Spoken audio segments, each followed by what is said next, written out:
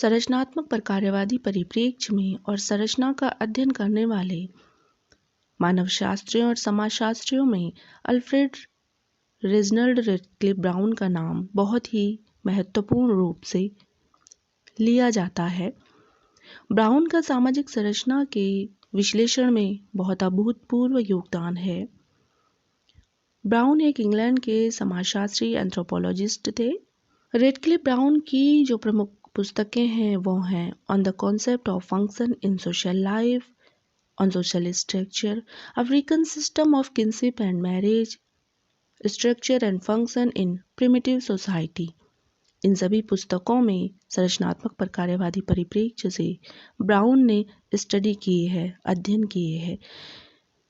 संरचना को समझने के लिए on social structure and function in primitive society पुस्तक बहुत ही महत्वपूर्ण पुस्तकें मानी गई हैं।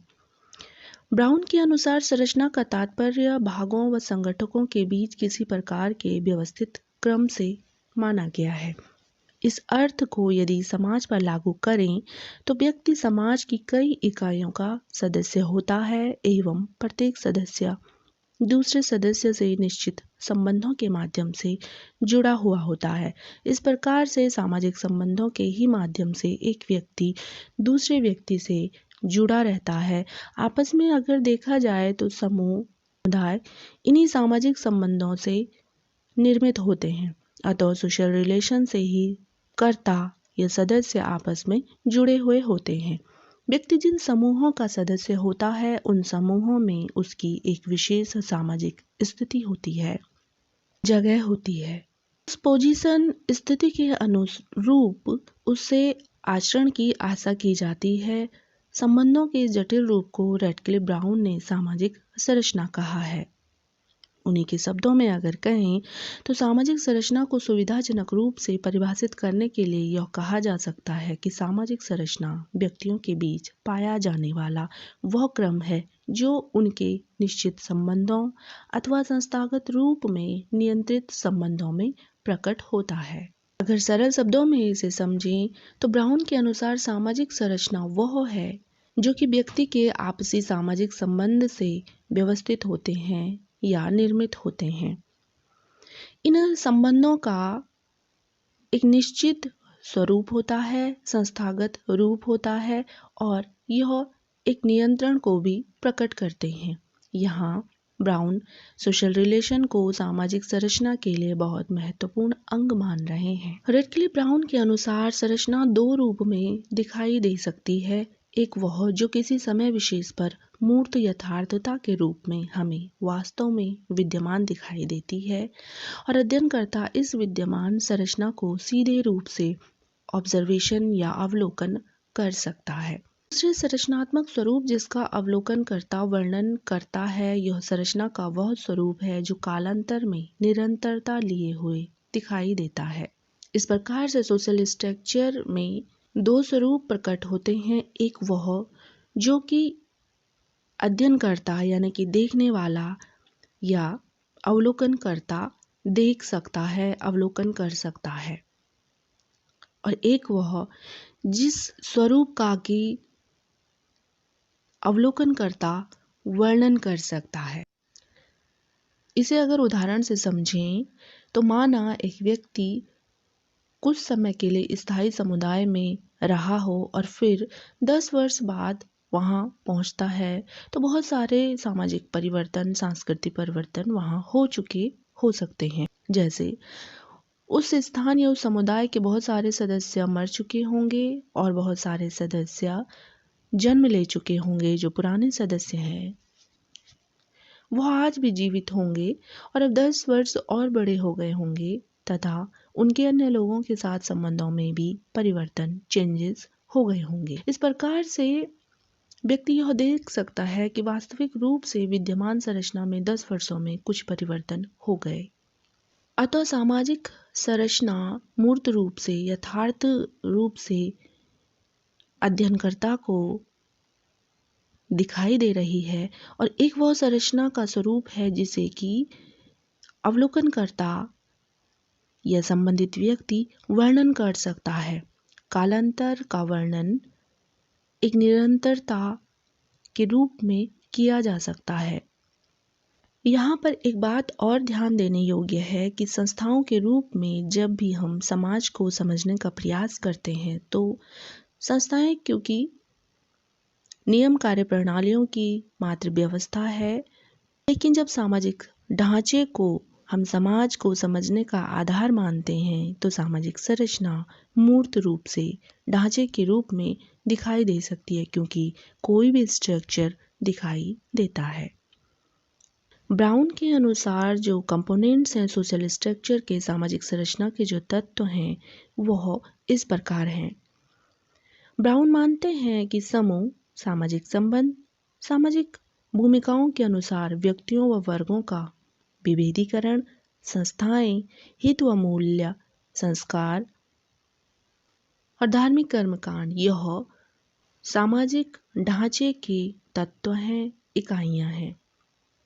सबसे पहले अगर समूह की बात करें तो दो या दो से अधिक व्यक्ति जहाँ पे एकत्र हो जाते हैं और उनमें कोई सिमिलैरिटी है, उनके एक उद्देश्य है, उनमें कोई समानता है, तो उसे समूह कहा जाता है।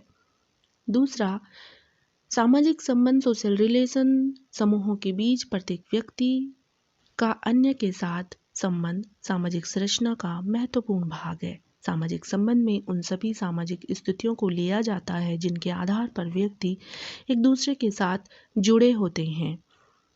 सामाजिक संबंध से पहले सामाजिक अंतःक्रिया होती है। अंतःक्रिया जब स्ट्रॉन्ग होती हैं और कोई भी अंतःक्रिया जब बार बार की जाती है तो उससे संबंध बनते हैं, रिलेशन बनते हैं। रिलेशन का अर्थ है एक व्यक्ति का दूसरे व्यक्ति से जुड़ाव होना, लगाव होना। दूसरे व्यक्ति के होने न होने का जब आपके जीवन में फर्क पड़ता है तो वह सोशल रिलेशन कहलाता है। ब्राउन के अनुसार जो तीसरा तत्व है सामाजिक भूमिकाओं के अनुसार व्यक्तियों एवं वर्गों का विभेदीकरण। सामाजिक संबंधों के अध्ययन के पश्चात व्यक्तियों, समूहों व वर्गों के बीच उनकी सामाजिक भूमिकाओं के आधार पर वर्गीकरण या विभेदीकरण भी सामाजिक संरचना का महत्वपूर्ण अंग है। विभेदीकरण, डिफरेंटिएशन कहीं न कहीं समाज में लोगों के कार्यों के बंटवारे के लिए या समाज के सुचारू संचालन के लिए भी आवश्यक होता है। श्रम विभाजन में कार्यों का बंटवारा आवश्यक है, हालांकि श्रम विभाजन में संस्तरण किए बिना यदि कार्यों का बंटवारा किया जाए तो यह विभेदीकरण कहलाता है। विभेदीकरण और स्तरीकरण में फर्क है। आमतौर पर समाजों में पुरुषों व स्त्रियों की सामाजिक स्थितियों में अंतर पाया जाता है और उनकी भूमिकाएं भी अलग अलग होती हैं। पितृसत्तात्मक समाजों में पुरुष की तुलना में स्त्री का निम्न स्थान है, क्योंकि कार्यों का बंटवारा विभेदीकरण के रूप में नहीं बल्कि संस्तरण के रूप में किया गया है। स्ट्रेटिफिकेशन में एक की स्थिति उच्च और एक की स्थिति निम्न हो जाती है। सामाजिक रूप से महिला और पुरुष की परिस्थिति को इसी तरीके से बांटा गया है, लेकिन ब्राउन यहाँ पे विभेदीकरण को, डिफरेंटिएशन को महत्व देते हैं। समाज में जितने भी कार्य हैं उनका विभाजन श्रम के आधार पे करना आवश्यक है। हालांकि श्रम के आधार पर विभाजन करने में जब यह स्थिति उत्पन्न हो जाती है कि किसका श्रम ज़्यादा महत्वपूर्ण और किसका श्रम कम महत्वपूर्ण, तो यह स्ट्रेटिफिकेशन कहलाता है। और इस स्तरीकरण में उच्चता और निम्नता का भाव है जो कि उचित नहीं है, क्योंकि इस स्तरीकरण में एक सुपीरियर और एक इन्फीरियर हो जाता है। लेकिन सामाजिक संरचना में भूमिकाओं के अनुसार व्यक्तियों का व वर्गों का विभेदीकरण करना अनिवार्य भी है। अगला जो एलिमेंट है वो है संस्थाएं, इंस्टीट्यूशन। सामाजिक संरचना का चौथा तत्व आचरण के वे आदर्श हैं जो किसी विशेष समाज में स्थापित व अनुमोदित होते हैं। संस्थाएं सामाजिक संरचना से दो रूपों में जुड़ी होती हैं। एक, यह समूहों को समाज में आचरण करने के लिए व्यवस्थित तरीके प्रदान करती हैं। दूसरा, संस्थाएं उस समाज को भी प्रकट करती हैं जो उचित आचरण के प्रतिमानों को परिभाषित करती है, स्वीकारती हैं। साधारण शब्दों में अगर समझें तो संस्थाओं को सामाजिक संरचना का बहुत महत्वपूर्ण अंग मानते हैं। संस्थाएं नियम कार्य प्रणालियों की व्यवस्थाएं हैं जो कि व्यक्ति को आचरण करना और दिशा निर्देशन सिखाती है। जहाँ नियम नहीं वहाँ संस्थाएं भी नहीं। परिवार, विवाह, धर्म, शिक्षा, कानून, यह सभी संस्थाएं हैं क्योंकि यह सभी व्यक्ति के जीवन को नियंत्रित करती हैं, सुचारू करने में सहायता देती हैं। ब्राउन हित व मूल्य की भी बात करते हैं। मूल्य या वैल्यू किसी भी समाज की वह अच्छी, उचित, आदर्श, उच्च, सकारात्मक बातें होती हैं या नियम होते हैं जिनके ऊपर कुछ भी नहीं होता, वह अपने आप में सर्वोपरि होती हैं।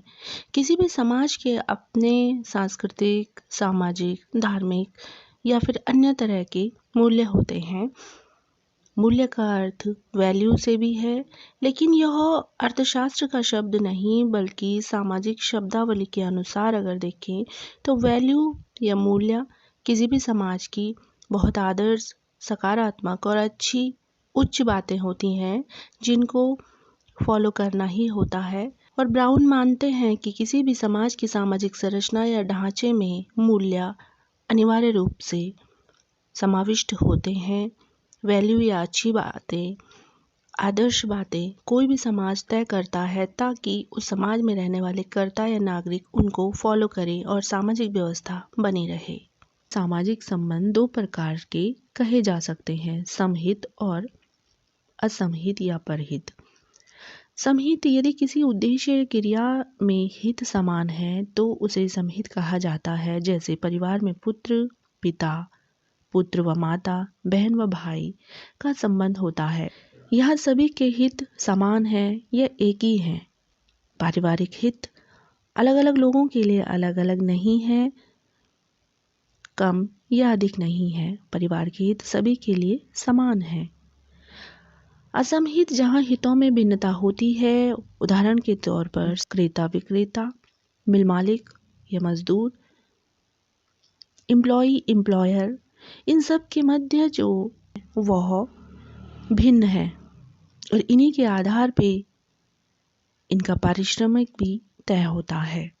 हित है। अगला है संस्कार, रिट्स ऑफ पैसेज, जीवन संस्कार या रीतियाँ। संस्कार वे क्रियाएं हैं जो किसी समाज में निश्चित समय पर एक औपचारिक तरीके से बार बार संपादित किए जाते हैं। यह संपादित किए जाने वाले जो जीवन संस्कार हैं, रीतियाँ हैं या घटनाएं हैं, या इन्हें धार्मिक घटनाएं भी कहा जा सकता है, यह किसी भी सामाजिक ढांचे में अनिवार्य रूप से घटित होती हैं। हाँ, यह क्षेत्र, पृष्ठभूमि, सांस्कृतिक, सामाजिक माहौल के अनुसार अलग अलग हो सकते हैं, परंतु जीवन संस्कार या रीतियाँ यह हर समाज में अनिवार्य रूप से घटित होते हैं। ये संस्कार सामाजिक जीवन में विशेष अवसरों से या व्यक्ति के जीवन चक्र की विशिष्ट घटनाओं से संबंधित होते हैं। संस्कार उन स्थायी भावों को प्रकट करते हैं जो समाज में किसी सामाजिक संरचना को बनाए रखते हैं। जैसे किसी भी समाज में व्यक्ति का जब जन्म होता है, वह युवा होता है, वयस्क होता है, वृद्ध होता है।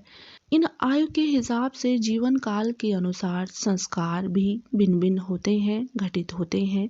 और व्यक्ति के जीवन में जुड़े हुए जब महत्वपूर्ण जीवन संस्कार घटित होते हैं तो अनेक उत्सव, समारोह किए जाते हैं, लोगों को बुलाया जाता है, उत्सव व संस्कारों को धार्मिक रूप दिया जाता है और लोगों को बताया जाता है कि अमुक संस्कार व्यक्ति के जीवन में बहुत महत्वपूर्ण स्थान रखता है। जैसे अगर हिंदू धर्म की या फिर भारतीय समाज की बात करें तो नामकरण संस्कार है या विवाह संस्कार है या व्यक्ति की जीवन समाप्ति पर अंतिम संस्कार है, यह सभी जीवन संस्कार है या रीतियां हैं, जीवन काल के अनुसार जो कि घटित होता है। इसी प्रकार से जैसे सिख धर्म की पृष्ठभूमि में रहने वाले जो युवा हैं, दस्तरबंदी उनमें भी एक बहुत महत्वपूर्ण संस्कार है। क्रिश्चियनिटी में भी विवाह संस्कार जीवन संस्कार का एक बहुत महत्वपूर्ण अंग है। ब्राउन के अनुसार संस्कार की क्रियाएं किसी भी समाज में निश्चित समय पर एक औपचारिक तरीके से बार बार संपादित की जाती हैं। संभवतः यह कहना पुनः नितांत सत्य है कि धर्म वह सीमेंट है जो समाज को एक साथ बांधे रखता है। अतः सामाजिक संरचना में संस्कारों का अध्ययन किया जाता है। ब्राउन धार्मिक कर्मकांड, जादू व भूत विद्या को भी किसी भी समाज का या सामाजिक ढांचे का एक तत्व मानते हैं। यह संरचना का अंतिम रूप भी माना जाता है। सामाजिक संरचना में किसी समूह में प्रचलित जादू व टोने, भूत विद्या संबंधित क्रियाओं का भी समावेश किया जाता है। हर समाज का अपना जो इतिहास रहा है वह इन बातों से अवश्य प्रेरित रहता है। यह वास्तविकता है, भले यह अवैज्ञानिक हो, लेकिन जब मनुष्य या समूह किसी ऐसी अवधारणा या कंसेप्ट या परिस्थितियों में पड़ जाता है जिसमें पहले से प्राप्त ज्ञान उपागम कार्य नहीं आते हैं या कोई भी वैज्ञानिक विधि काम में नहीं आती है, तो व्यक्ति आसानी से पुरोहित, ज्योतिष, देवताओं को प्रसन्न करने वाली बहुत सारी कर्मकांडीयता में सम्मिलित हो जाता है। अतः सभ्य कहे जाने वाले इस उन्नत समाज में भी शगुन, अपशगुन, ज्योतिष, हस्तरेखा, ग्रह पूजन व अन्य टोटकों से समाज मुक्त नहीं हो पाया है। इसलिए निहित मूल्य भी सामाजिक संरचना का एक भाग है, क्योंकि यह संरचना को प्रभावित करता है या बहुत सारे लोग इस धार्मिक कर्मकांड या विद्याओं से प्रभावित हुए बिना नहीं रह सकते हैं। अतः इस प्रकार से सामाजिक ढांचे, सामाजिक संरचना के कुछ तत्व अल्फ्रेड रेजिनाल्ड रेडक्लिफ ब्राउन ने बताए हैं। यह एलिमेंट, यह तत्व या यह इकाइयां सामाजिक ढांचे को कहीं न कहीं प्रभावित करती हैं। ब्राउन की थ्योरी के अनुसार सामाजिक सिद्धांत या समाजशास्त्र से जुड़ी हुई अवधारणाओं के लिए हमारे साथ बने रहिए और हमारे चैनल को सब्सक्राइब कीजिए।